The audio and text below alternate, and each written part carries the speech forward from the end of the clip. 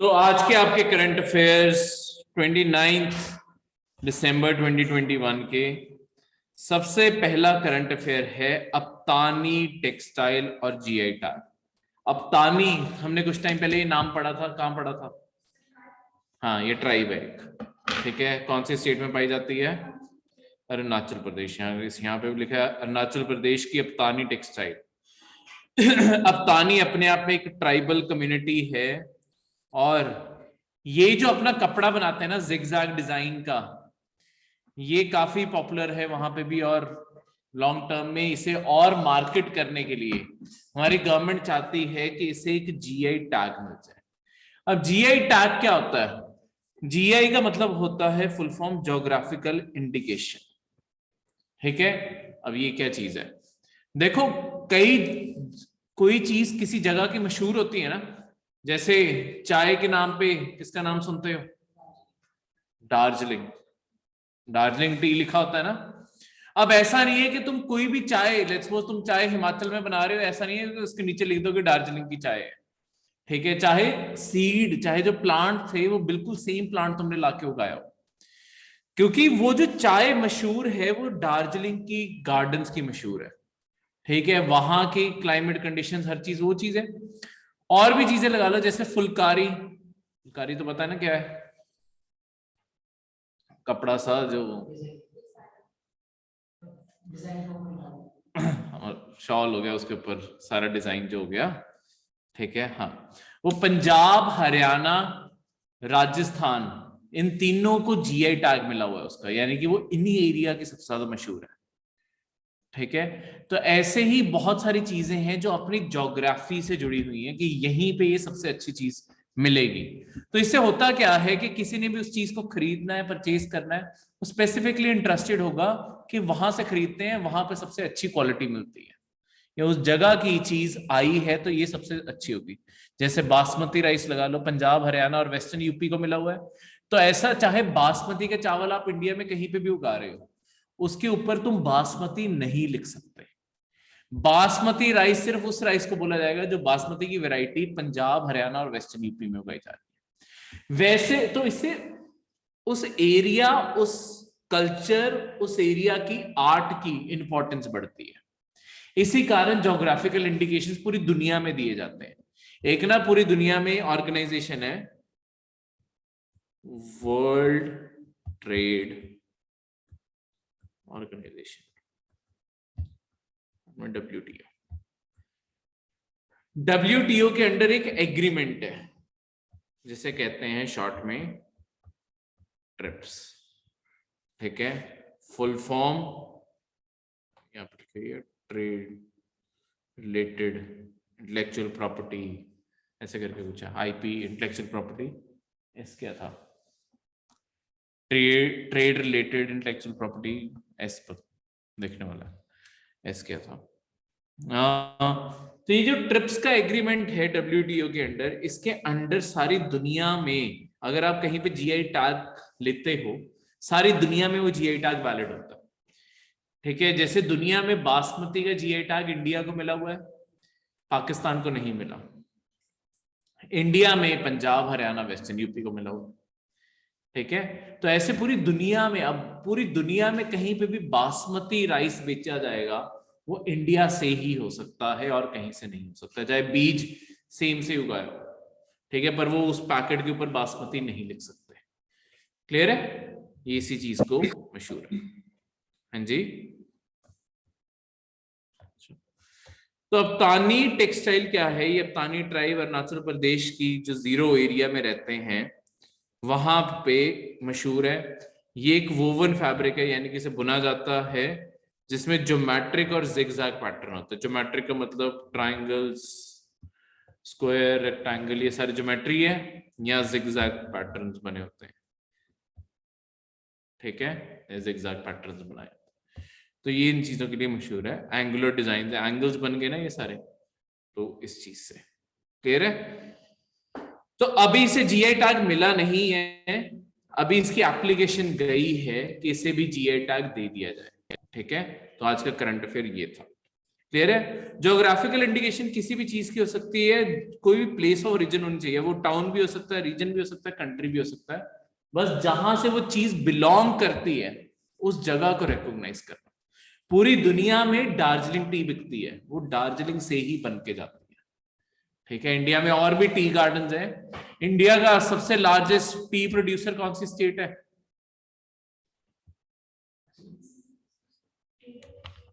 कर्नाटक का। कर्नाटका सबसे ज्यादा बनाता है, पर कर्नाटका की अपनी चाय है, ठीक है? तो ये अलग अलग वो है। क्लियर है? सेकंड करंट अफेयर आपकी एक बॉडी बारे है, Indian council for cultural relation. पहले तो करंट अफेयर क्या है कि देखो, जब भी कोई भी एयरप्लेन्स में ट्रैवल करता है या एयरपोर्ट्स पे जाता है तो हमेशा देखोगे वहां पे वेस्टर्न म्यूजिक प्ले कर रहा होता है, या अगर सॉफ्ट म्यूजिक भी होगा वेस्टर्न इंस्ट्रूमेंट्स के साथ होता है। तो आपके Indian council for cultural relations ने आपकी मिनिस्ट्री ऑफ सिविल एविएशन से रिक्वेस्ट की है, जो सारे एयरपोर्ट्स को भी देखती है, एयरलाइंस को भी देखती है, उनके लिए रूल्स और स्टैंडर्ड्स बनाती है, कि आप इंडियन म्यूजिक प्रमोट करवाइए इंटरनेशनली, तभी इंडिया का म्यूजिक फैलेगा, ठीक है? तो मिनिस्ट्री ऑफ सिविल एविएशन ने भी इसी के कारण सारी एयरलाइंस और एयरपोर्ट्स को लिखा है कि आप इंडियन म्यूजिक प्ले कीजिए अपने प्रेमिसेस में, तो वहां पे इंडियन गाने बजे। एयरलाइंस के अंदर जो इंटरनेशनल एयरलाइंस होती है वहां पे तो पूरा मल्टीमीडिया सिस्टम लगा होता है, आपके सामने वाली सीट के ऊपर पूरा मल्टीमीडिया सिस्टम होता है, उसके अंदर गाने सुनने हैं, कुछ भी करना है, वो सारा सिस्टम होता है उसके अंदर, ठीक है? करण ये चाहिए, ले जाओ।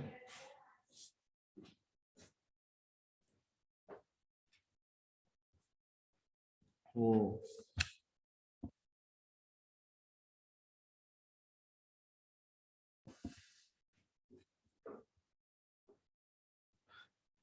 क्लियर है? तो इसके चलते हुए इन्होंने वहां पे जो मल्टीमीडिया सिस्टम होता है उसके अंदर भी इंडियन म्यूजिक बजे, वो सब कुछ हो, तो वो सारी चीजें एयरलाइंस को बोला है कि आप भी कीजिए, एयरपोर्ट्स को भी कहा है कि बजे। तो ये Indian council for cultural relations है क्या? ये एक ऑटोनॉमस ऑर्गेनाइजेशन है गवर्नमेंट ऑफ इंडिया की, जो 1950 में मौलाना अब्दुल कलाम आजाद ने बनाई थी, जो इंडिया के फर्स्ट एजुकेशन मिनिस्टर थे। और इसका मेन काम यही है कि इंडिया की जो डांस है, म्यूजिक है, फोटोग्राफी है, थिएटर है, विजुअल आर्ट है, इन सारी चीजों को प्रमोट करे, सारी दुनिया में फैलाए, ठीक है? क्लियर है?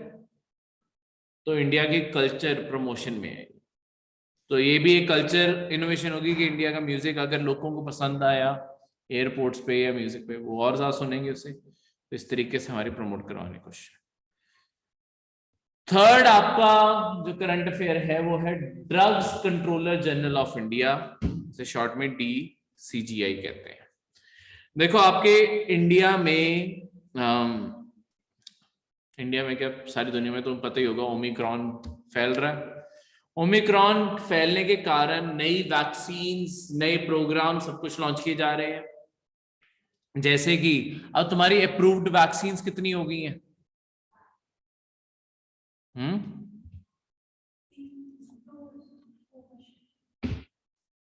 तुमने कौन सी वैक्सीन लगवाई है? कोविशील्ड। किसने कोवैक्सीन लगवाई है?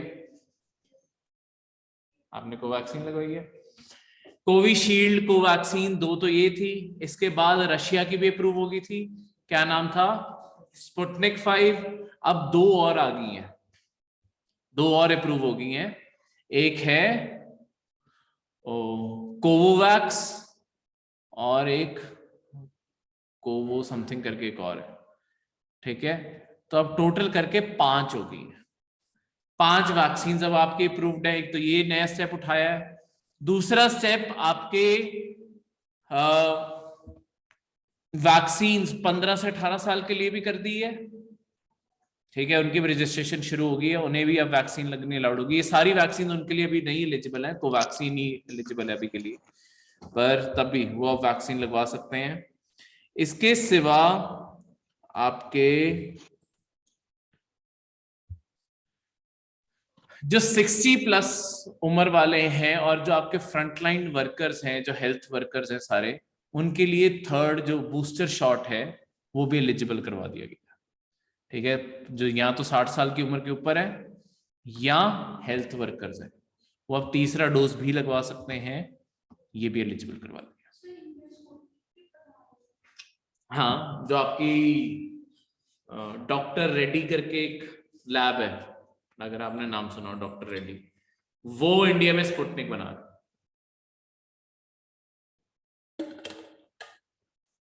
जो मैंने आपको बताया कोवैक्स जो अब आई है, उसे भी सीरम इंस्टीट्यूट ही बनाने वाला है। जो आपका कोविशील्ड बना रहा है वही वो बनाने वाले हैं। ठीक है, वो एक अमेरिकन वैक्सीन है नोवोवैक्स, उसका इंडियन वर्जन हो गया कोवोवैक्स। ठीक है, अब डीजीसीआई, अब इस सारी चीजों में डीजीसीआई का क्या काम है? देखो, कोई भी इंडिया के अंदर ब्लड वैक्सीन या कोई भी चीज, कोई भी मेडिसिन तक अप्रूव करनी है ना, इंडिया में आप कोई भी वैक्सीन मेडिसिन कुछ भी मार्केट में नहीं बेच सकते जब तक आपको डीजीसीआई अप्रूवल ना दे दे कि हाँ अब ये सेल के लिए अलाउड है। ठीक है, तब तक वो चीज इंडिया में नहीं बिकती। तो ये वैक्सीन का जो अप्रूवल है वो डीजीसीआई से आता है। ये मेडिकल के फील्ड में सबसे हाईएस्ट ऑफिस है इंडिया में। ठीक है, यही हर चीज के फैसले लेते हैं, हर चीज के स्टैंडर्ड ये सेट करते हैं, तो ये बहुत ही इंपॉर्टेंट बॉडी है। ठीक है, इनके स्टैंडर्ड्स बनाना इनका काम है। इंडिया में ड्रग्स एंड कॉस्मेटिक एक्ट है जो एक्चुअली हर चीज कंट्रोल करता है। इस एक्ट के अंदर लिखा है कौन से दवाइयां इंडिया में बैंड है, कौन सी अलाउड है, कौन सी रिजर्व्ड लिस्ट में है, किनके प्राइजेस तक कंट्रोल किए जाते हैं। देखो, ऐसा होता है कि कई बार प्राइवेट कंपनियां हद से ज्यादा प्रॉफिट कमाने के लिए कुछ दवाइयों को बहुत महंगा रखती हैं। लेट्स सपोज वैक्सीन इंडिया में पेड होती और सरकार इंटरफेयर ना करती, तो शायद एक एक डोज 3-3 हजार का लग रहा होता, तो एक गरीब इंसान तो अफोर्ड ही ना कर पाता। ठीक है, उसके पास तो फिर ऑप्शन ही क्या बचती। तो ये जो है, हम फिर क्या करते हैं, देखो वैक्सीन तो चलो गवर्नमेंट ने पूरे टेक ओवर कर लिया, सेंट्रल गवर्नमेंट ने सारे खर्चा टेक ओवर कर लिया। ठीक है, बहुत बड़ा काम है इतने ज्यादा खर्चे को वो टेक करना। पर इसके अलावा बहुत सारी चीजों की ना हम प्राइजेस फिक्स करवा देते हैं। ठीक है, नेशनल लिस्ट बनी हुई है जिनके प्राइजेस फिक्स हुए हैं, एनपीपीए कहते हैं, नेशनल फार्मास्यूटिकल प्राइसिंग अथॉरिटी, एक अलग बॉडी है इसी के अंडर, वो आपकी ये प्राइजेस को फिक्स करती है। उसमें क्या है कि वो जो प्राइसिंग है ना, लेट्स सपोज कोई मेडिसिन बहुत ही जरूरी है किसी को बचाने के लिए, जैसे ना कैंसर की मेडिसिन, पहले एक एग्जांपल देता हूं। एक कंपनी ने बहुत ही हाई स्टेज कैंसर की मेडिसिन बनाई कि वो उसे भी क्योर कर देता है। ठीक है, कंट्रोल में ले आता है, बेटर है। पर उसकी कंपनी जिसने बनाई थी ना, कंपनी का नाम नहीं याद, वो ना एक गोली उसकी 1 लाख की देते थे, तो इलाज करवाते के रहते 30-35 लाख तो सिर्फ ये गोली है। ठीक है, करोड़ों में पहुंच जाएगा खर्चा। सरकार ने इस चीज को देखा कि प्राइवेट कंपनी हद से ज्यादा प्रॉफिट कमा रही है, तो सरकार ने क्या किया, उसकी प्राइस कंट्रोल करवा दी। अब वो एक मेडिसिन 1000 रुपए की है, तो देख लो लाख और हजार, तो 1000 से ज्यादा महंगी बेच नहीं सकते इंडिया में। तो इस तरीके से हम प्राइसेस कंट्रोल कर सकते हैं। ठीक है, तो ये सारी की सारी चीजें डीजीसीए करते हैं। अगला करंट अफेयर है आपकी एक पैरामिलिट्री के बारे, असम राइफल्स। ये ओल्डेस्ट पैरामिलिट्री फोर्स है इंडियन आर्मी की। ये 1835, जो आपका 1857 रिवोल्ट हुआ तो उससे पहले से बनी है। ठीक है, उसे तब चच्चर लेवी कहते होते थे, ये चच्चर वहां का एरिया है। तो बेसिकली असम राइफल्स बनाई ही नॉर्थ ईस्ट के एरिया के लिए गई थी। देखो नॉर्थ ईस्ट में ऐसा क्या था, नॉर्थ ईस्ट हमेशा से एक ट्राइबल एरिया रहा है। जो आज असम है, असम की जगह पहले किंगडम होता था जिसे कहते थे अहोम। ये सारा का सारा जो ट्राइबल था ना, अब ब्रिटिश ने जब इस एरिया को देखा, ब्रिटिश ने पहले ही सोच लिया था कि यहाँ पे टी गार्डन्स ये सब कुछ की खेती करेंगे। पर यहाँ पे खेती करने का मतलब है ट्राइबल लैंड छीनना, तो उसके बदले ट्राइबल्स के हमले होने थे, सब कुछ होना था। सिर्फ ये टी गार्डन्स को बचाने के लिए, अपनी वहां पे रेलवे लाइंस को बचाने के लिए, ये जो इंफ्रास्ट्रक्चर बचाने के लिए ओरिजिनली चच्चर लेवी इसीलिए बनाई गई थी, ताकि ये अपने वहां के इंटरेस्ट को बचा के रख सके ट्राइबल से। पर लॉन्ग टर्म में अब जब असम राइफल्स बन गई, असम राइफल्स का काम वहां पे काउंटर इंसर्जेंसी है। जो भी जितना भी आतंकवाद है आपके नॉर्थ ईस्ट में, नॉर्थ ईस्ट ज्यादा खतरनाक है आतंकवाद के कंपैरिजन में, तो वहां पे one of the primary roles जो निभा रही है वो असम राइफल्स निभा रही है। देखो जो दो आपकी पैरामिलिट्री फोर्सेस हैं, दूसरी पैरामिलिट्री नहीं है, चलो दो आपकी फोर्सेस हैं जो मेन रोल निभा रही हैं काउंटर इंसर्जेंसी में। एक तो आपकी नॉर्थ ईस्ट में असम राइफल्स है और जम्मू कश्मीर में आपकी राष्ट्रीय राइफल्स है।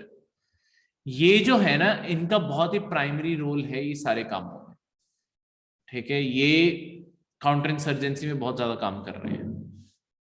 तो उसी में चलते हुए असम राइफल्स अब है क्या, हुआ क्या, जब हमने इन्हें काउंटर इंसर्जेंसी का काम दिया, इसके साथ साथ ना मिलिट्री का भी काम है। आर्मी के काउंटर इंसर्जेंसी में कहां इन्वॉल्वमेंट हो जाती है? देखो नॉर्थ ईस्ट में क्या है कि जो नॉर्थ ईस्ट में बॉर्डर्स है ना वो पोरस है। पोरस का मतलब है ओपन है, वहां पे कोई फेंसिंग नहीं हुई, कुछ नहीं हुआ। और वहां पे क्योंकि ट्राइबल कम्युनिटीज हैं, वो इस बॉर्डर को ना वैसे भी कभी मानते नहीं थे, तो वो क्रॉस करते रहते हैं बॉर्डर पे। और ऐसी बॉर्डर जो सेंसिटिव होती हैं वहां पे पेट्रोलिंग की जिम्मेदारी आर्मी की भी चली जाती है, ठीक है। और अंदर काउंटर इंसर्जेंसी में भी आर्मी इन्वॉल्व थी, असम राइफल्स भी इन दोनों कामों में इन्वॉल्व थी। तो एक तरह से दोनों के फंक्शन ओवरलैप हो रहे हैं ना, तो कई जगह पे ऐसे भी हुआ है कि एक ही मिशन को करने के लिए दोनों भी पहुंच गए और कई कोऑर्डिनेशन प्रॉब्लम्स बथेरा कुछ आया। तो हमने क्या किया, असम राइफल्स को ना हमने, ये पैरामिलिट्री फोर्स क्यों यूनिक है, ये इकलौती पैरामिलिट्री फोर्स है जो डुअल कंट्रोल स्ट्रक्चर में आती है। नहीं तो आपकी जो पैरामिलिट्रीज होती हैं वो हमेशा होम मिनिस्ट्री कंट्रोल करती है, और जो आपकी मिलिट्री होती है वो डिफेंस कंट्रोल करती है। सिर्फ असम राइफल्स है जो डुअल कंट्रोल स्ट्रक्चर में आता है। इसका एडमिनिस्ट्रेटिव कंट्रोल अभी भी मिनिस्ट्री ऑफ होम अफेयर्स के पास है, पर इसका जो ऑपरेशनल कंट्रोल है ना वो इंडियन आर्मी को ही दे दिया गया है। यानी कि इसके अंदर जितनी भी बटालियंस हैं वो सारी की सारी इंडियन आर्मी और इंडियन आर्मी के रैंक्स को ही रिपोर्ट करती है। फाइनल कंट्रोल अभी भी होम मिनिस्ट्री का ही है, अगर वो कोई कमांड देना चाहे वो दे सकते हैं, पर लोकल कंट्रोल उनके पास है। क्लियर है, कोई भी डाउट? तो टोटल अभी 46 बटालियंस है असम राइफल्स के अंदर और 63,000 से ज्यादा पर्सनल है। असम राइफल्स को इस पर्सपेक्टिव से भी बनाया गया है कि आपकी कभी, मतलब वैसे नहीं तो क्या होता है, पैरामिलिट्री फोर्सेस कभी वॉर में एक्टिवली नहीं यूज की जाती, पर असम राइफल्स अगर वॉर भी छिड़ती है, असम राइफल्स को इस रोल से भी निभाया गया है कि इसे वॉर में भी यूज किया जा सकता है। ठीक है, क्लियर है? अगला आपका करंट अफेयर है जेम्स वेब स्पेस टेलीस्कोप। अब टेलीस्कोप किस काम आता है? कितनी दूर? तो डीपर स्पेस को देखने के लिए जो इंस्ट्रूमेंट्स काम आते हैं वो टेलीस्कोप होता है, ठीक है। तुम दूर दराज गैलेक्सीज को, स्टार्स को, प्लैनेट्स को, इनसे आप इजिली देख सकते हैं। तो एक लेटेस्ट टेलीस्कोप आपका लॉन्च किया गया है और मतलब अब वो प्लेस्ड है अपने वहां पे, और अब वो ऑब्जर्वेशन करना शुरू करेगा। उसका नाम है जेम्स वेब स्पेस टेलीस्कोप, ठीक है। ये नासा ने बनाया था, यूरोपियन स्पेस एजेंसी ने कंट्रीब्यूशन और कनेडियन स्पेस एजेंसी ने, इन दोनों ने कंट्रीब्यूशन किया, अल्टीमेटली बनाया नासा ने, ठीक है। उन दोनों ने कंट्रीब्यूशन की, तो ये तीन एजेंसीज ने मिलकर बनाया। एक क्वेश्चन तो आपको यही बन सकता है, किस किस ने मिलकर बनाया, ठीक है। ये आपके जेम्स ई वेब के पर्सन, एक बंदे के नाम पर रखा गया है, जो 1961 से 68 के बीच में बहुत ही इंपॉर्टेंट रोल जिन्होंने निभाया था अपोलो प्रोग्राम में। अपोलो क्या था? जो अमेरिका ने चांद पे भेजे थे ना अपने लोग, फर्स्ट मून, फर्स्ट लैंडिंग किसने की थी? Neil Armstrong. वो जो मिशंस पे गए थे वो अपोलो मिशन था। वो जो पूरा अपोलो प्रोग्राम था उसे डिजाइनिंग करने वाला, सब कुछ चलाने वाला वो जेम्स ई वेब साइंटिस्ट का नाम है। तो उन्हीं की रिस्पेक्ट में, अब तो डेथ हो चुकी है ऑब्वियसली, तो उन्हीं के नाम पे टेलीस्कोप का नाम रख दिया गया, ठीक है। अब इसमें क्या है, ये जो टेलीस्कोप है ये हबल स्पेस टेलीस्कोप को सक्सीड करेगा। देखो इससे पहले नासा का जो मेन टेलीस्कोप था ना, अच्छा हम टेलीस्कोप स्पेस में क्यों भेज रहे हैं, हम अर्थ से टेलीस्कोप क्यों नहीं यूज कर लेते? अर्थ पे भी तो टेलीस्कोप है, तो ये फालतू में सैटेलाइट के ऊपर जोड़ जोड़ के क्यों भेजी जा रहे हैं? नीचे से कर लें, इतना हार्ड वर्क क्यों है फालतू का?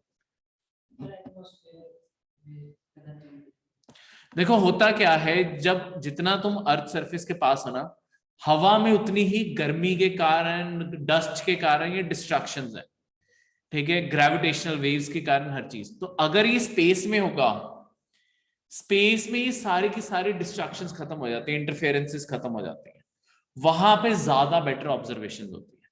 तो इसलिए टेलीस्कोप स्पेस में भी पोस्ट किए जाते हैं, ठीक है, ताकि ज्यादा डेप्थ तक देख सके। इससे पहले नासा का जो मेन स्पेस टेलीस्कोप था वो हबल था। अब हबल को बहुत सारे साल हो गए, ये 80s 90s में गया था, तो अब ये रिटायर करने वाले हैं, तो उसकी जगह अब ये नया भेजा गया है जेम्स वेब स्पेस टेलीस्कोप, ठीक है। एक ऑप्टिकल टेलीस्कोप एलिमेंट होगा जिसमें 18 हेक्सागोनल मिरर सेगमेंट्स होंगे। हेक्सागन क्या होता है? 8 साइड वाला, ठीक है, नहीं 6 साइड वाला, हेक्सा 6 होता है, ऑक्टा होता है 8, ठीक है। ये ठीक है, ये हेक्सा होता है। तो हेक्सागोनल मिरर सेगमेंट 18 ऐसे किए जाएंगे सारे, गोल्ड प्लेटेड बेरिलियम यूज किया जाएगा। ये सारी छोटी छोटी डिटेल है, बस ये सारे फैक्ट्स याद रख लेना, ठीक है। ये 25 दिसंबर 2021 को लॉन्च किया गया था एरियन फ्लाइट VA256 के ऊपर, पहुंच गया, अब ऑपरेशनल करना है इसे। हाँ जी, हाँ तो स्पेस ही भेजना था, अर्थ से दूर थोड़ी भेजना है। चांद से भी नहीं नहीं,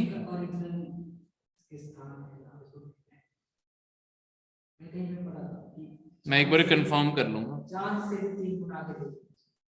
मैं एक बार कंफर्म कर लूंगा अगर तुम कहते हो तो, ठीक है, और फिर कंफर्म करके बता देते हैं,